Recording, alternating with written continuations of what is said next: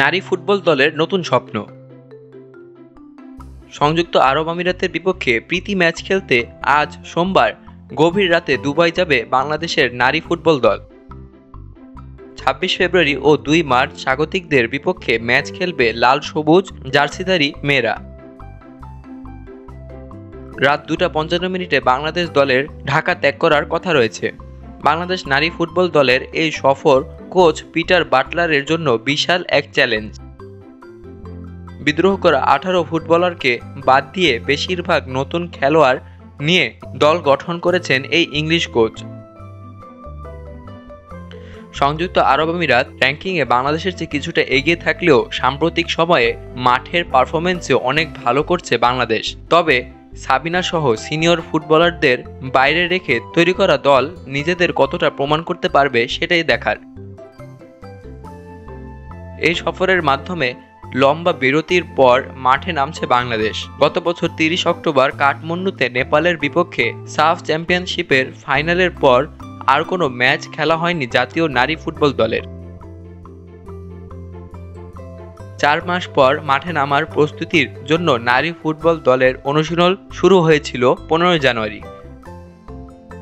তবে পিটার বাটলারের অধীনে অনুশীলনে অংশ নেয়নি সিনিয়র ১৮ ফুটবলার, তাই তাদের বাদ দিয়ে যে দল গঠন করা হয়েছে সেই দলকে নতুন বাংলাদেশি বলা যায়। এ দলে গত সাফ চ্যাম্পিয়নশিপে অংশ নেওয়া ফুটবলার আছেন মাত্র ৮ জন।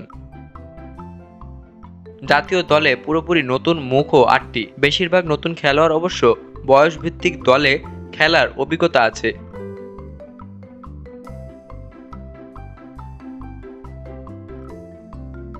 অন্যদিকে চ্যাম্পিয়ন্স ট্রফিতে খেলতে যাওয়ার আগে বড় মুখ করে নাজমুল হোসেন শান্ত বলেছিলেন তারা চ্যাম্পিয়ন হওয়ার লক্ষ্যে নিয়েই যাচ্ছেন। এর আগে হেড কোচ ফিল সিমন্সও বলেন চ্যাম্পিয়ন হতে পারবো। যদি এই বিশ্বাস না থাকতো তবে আমি এই দলের সঙ্গে থাকতাম না।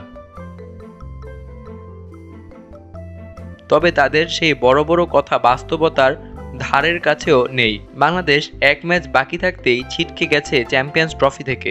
নিউজিল্যান্ডের কাছে ৫ উইকেটে হারের পর বিদায় নিশ্চিত হয়ে গেছে। চ্যাম্পিয়ন্স ট্রফিতে খেলতে আসার আগে বলেছিলেন এবার চ্যাম্পিয়ন হওয়ার লক্ষ্যে খেলতে নামবে বাংলাদেশ।